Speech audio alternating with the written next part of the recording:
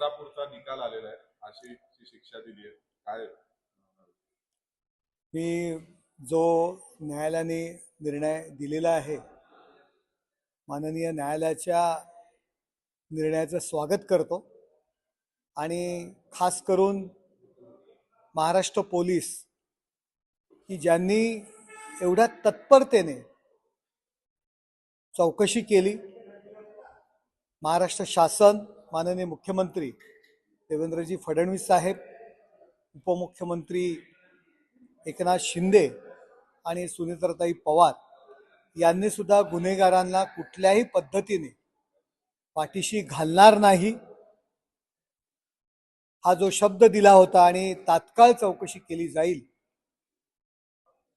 जे म्हटलं त्या पद्धतीने हा जो निर्णय झालेला आहे त्याबद्दल मी महाराष्ट्र पोलीस, महाराष्ट्राचे मुख्यमंत्री, उपमुख्यमंत्री आणि न्यायालयाचे आभार मानतो, जेणेकरून अशा पद्धतीने काही कृत्य करणाऱ्यांना एक मोठी चपराक या निर्णयामुळे बसलेली आहे आणि विरोधक ज्या पद्धतीने टीका करत होते त्यांचंही तोंड या निर्णयाने बंद केले आहे.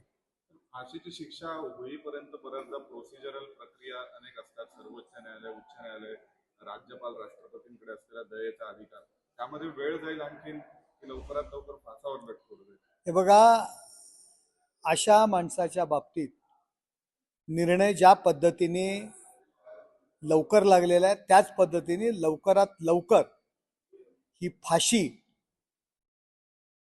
देण्यात येईल, विलंब लागणार नाही. आणि तुम्हाला माहिती आहे तसे आमचे महाराष्ट्राचे पोलीस किती तत्पर असतात. बदलापूरची घटना झालेली तुम्हाला सगळ्यांना माहिती आहे की कशा पद्धतीने निर्णय लागलेला आहे आणि अशा माणसाला दैवाने न्यायालयाला जर निर्णय द्यायला उशीर लागला तर दैवाने काही गोष्टी घडून येतात आणि त्याला त्याची शिक्षा मिळते. हे जरी निकाल लागलेले असेल, असं म्हणजे कोपर्डीचा निकाल लागला होता तर त्याला काही वर्ष निवडून निकाल लागून गेले, ती जन्मठेप म्हणा, फाशीची शिक्षा अंमलबजावणी झालेली आहे, तशाच प्रकारे नसरापूरचं होईल का? कोपर्डीचं काय सिस्टीम? हे बघा, चुकीच्या ज्या गोष्टी झालेल्या आहेत त्याला तात्काळ निर्णय घेण्यात येईल. आत्ताच आपण उदाहरण पाहिलेलं आहे आणि अशा नराधामाला योग्य ती शिक्षा दिली जाईल. पण खालच्या स्तराकडनं, जिल्हा स्तराकडनं, सत्र न्यायालयाकडनं शिक्षा होतात, मात्र उच्च न्यायालयाकडे जात नाही. मग ते प्रकरण सुप्रीम कोर्टात येण्यानंतर दयेचा अर्ज. कोपर्डी प्रकरणामध्ये असं आतापर्यंत घडलेलं नाहीये, म्हणून कोपर्डी प्रकरणाचा प्रश्न या निमित्ताने उपस्थित होतो. अशी जर काही प्रकरणं आहेत त्याविषयी सुद्धा योग्य तो निर्णय लवकरात लवकर घेतला जाईल. सर, नुकताच देवेंद्र फडणवीस आणि उद्धव ठाकरे यांचा एका विमानातून प्रवास झाला, तुम्ही याकडे कसं पाहता? त्यानंतर शिवसेनेच्या काही नेत्यांनी, किशोरी पेडणेकर असतील, त्यांनी तर हा चांगला योग आहे अशा स्वरूपाच्या प्रतिक्रिया दिल्या. ते खूप एकमेकांचे चांगले मित्र आहेत अशा स्वरूपाच्या. शिवसेना उद्धव ठाकरेंकडे खूप आनंदाची लहर त्यामुळे दिसते. 26 जून 2026 रोजी नागपूर येथे माननीय देवेंद्रजी आणि उद्धव ठाकरे एकाच विमानातून प्रवास झाला. यामुळे उभाठाचे नेते खुशीत गाजरं खात आहेत. परंतु 2 वर्षापूर्वीची 26 जून 2024 हाच दिवस मला आठवतोय. चंद्रकांत पाटलांनी उद्धवजी ठाकरे यांना अमूल मिल्क चॉकलेट दिलं होतं त्याच दिवशी विधान भवनामध्ये. आणि त्याच दिवशी देवेंद्रजींबरोबर एकाच लिफ्टने उद्धवजींनी प्रवास केला होता 26 जून रोजीच. 26 जून 2026 एकाच विमानातनं प्रवास केला. म्हणून युबीटीचे सगळे जे काय आहेत उरले सुरलेले खुशीत गाजरं खात आहेत. परंतु 2 वर्ष पाटलांनी तुम्हाला जे चॉकलेट दिलंय तेच तुम्ही चघळताय. जनतेने सुद्धा तुम्हाला लॉलीपॉप दिलेला आहे विधानसभेच्या निवडणुकीमध्ये. खुशीत गाजरं खाऊ नका. देवेंद्रजींना माहीत आहे तुम्ही कसे आहात. त्यांच्या पाठीत कशा पद्धतीने खंजीर खुपसला होता. युती म्हणून निवडून आलात आणि देवेंद्रजी मुख्यमंत्री होणार म्हणून काँग्रेस बरोबर बसलात, विमानात बसलात, हेलिकॉप्टरमध्ये बसलात का बाथरूममध्ये जाऊन बसलात काँग्रेस बरोबर, हे सगळ्यांना माहिती आहे, देवेंद्रजींनाही माहिती आहे. त्यामुळे खुशीत गाजरं खाऊ नका. असंच चॉकलेट 2 वर्षापूर्वी सुद्धा तुम्हाला मिळालं होतं, ते आपण सगळ्यात बसलेला आहात, आणखी सगळ्यातच बसा. एक निवडणुकीच्या दरम्यान एकतर तू राहील किंवा मी राहील असं केलेलं विधान, तेही एकेरी दोन्ही माजी मुख्यमंत्री, आणि आता गळा भेट किंवा तुझा माझा गळा, आणि ह्या सगळ्या परिस्थितीमध्ये दुसरा एक प्रश्न आहे की युबीटीवरती लोकांनी विश्वास का ठेवावा? कारण युबीटीचे नेते महाराष्ट्रामध्ये संभ्रम निर्माण करण्याचा प्रयत्न करतात. मोस्टली उद्धवजी ठाकरे. मला त्यांना एवढंच सांगायचं आहे, आपण कशा पद्धतीने देवेंद्रजींच्या विरोधात बोलत होतात आणि देवेंद्रजींबद्दल आता काळजी आहे अशा पद्धतीने आपण जे काय विधानं करताय, तुम्ही देवेंद्रजींची काळजी घेण्याची गरज नाही. देव हा इतरांची काळजी घेत असतो, त्यामुळे देवाभाऊ तुमची काळजी घेतील, तुम्ही त्यांची काळजी घेऊ नका. आणि देवाला नमस्कार करा, आपण देवाची विनवणी करा. आपण आधी का फसवलं याचं सुद्धा कन्फेक्शन तुम्हाला करणं गरजेचं आहे ना, त्याची उत्तरं द्या.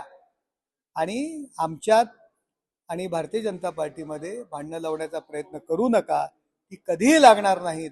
आपला स्वभाव हा सगळ्यांना माहीत आहे.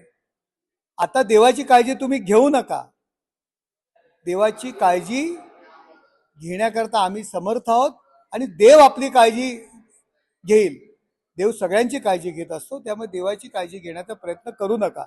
देवासमोर तुम्ही नतमस्तक व्हा, आपण केलेल्या चुका मान्य करा, मग देव प्रसन्न होतो का बघा.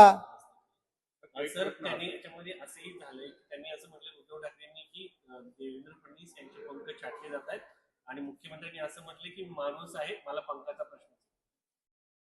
देवेंद्रजींनी त्यांना समर्पक उत्तर दिलेलं आहे की तुम्ही माझी काळजी करू नका, आणि संभ्रमा अवस्थेमध्ये आपली जी परिस्थिती आहे त्याची सुद्धा जाणीव त्यांनी करून दिलेली आहे. आणि ज्या काही ते सभा घेतात आपण बघताय, मी त्यांना पुन्हा एकदा चॅलेंज देतो, यापूर्वी सुद्धा दिलेलं आहे. प्रत्येक सभेच्या ठिकाणची स्टेजवरचे जे नेते तुमच्यासोबत बसतायत, पहिल्या 4 लाईनमध्ये जे पदाधिकारी तुमच्या समवेत बसतायत, त्यांचे फोटो काढून ठेवा, त्याची फ्रेम तयार करून ठेवा. येणाऱ्या 2 महिन्यामध्ये स्टेजवरचे आणि पहिल्या समोरील 4 लाईनवरचे पदाधिकारी तुमच्या समवेत आहेत का, राहतील का, हे तुम्हाला मी जाहीर आव्हान करतो.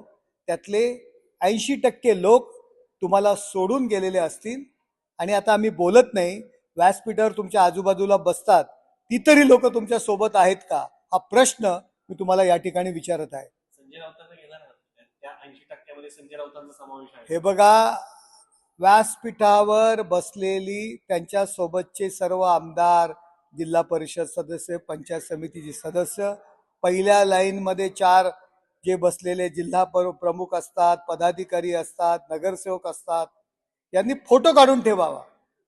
मी नाशिकच्या संदर्भात सुद्धा आपल्याला या दिल्लीवरूनच बोललो होतो, आता सुद्धा दिल्लीवरूनच बोलतोय की 2 महिन्यानंतर त्याच फोटोची प्रतिफोटो तुम्हाला बघायला मिळेल. तुम्ही खासदार घेतायत, येत आहेत तुमच्याकडे, असं तुमचं म्हणणं आहे विकासासाठी, पण प्रश्न हा आहे की आलेले खासदार पत्रकारांना शिव्या घालतायत.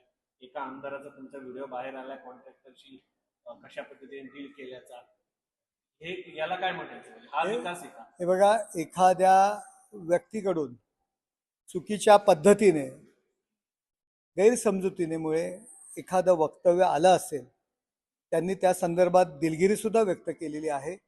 परंतु सगळ्यांच्याच बाबतीत तुम्ही हे अनुमान साधू नका. आणि विकासाच्या दृष्टीने महाराष्ट्राचं राजकारण सुरू आहे, आणि विकासाच्या दृष्टीने सर्वजण आमच्या समवेत आहेत. बघा, त्या संदर्भात सुद्धा त्यांनी स्पष्टीकरण आमदारांनी दिलेलं आहे. एक प्रश्न यातून असा की श्रीकांत शिंदेच्या मंत्रिपदाची चर्चा, आणि त्यावर उद्धव ठाकरे म्हणाले की लायकी नसताना आपलं कार्ट मंत्री झालं पाहिजे असं शहा सेनेची इच्छा आहे. उद्धव ठाकरेंनी आधी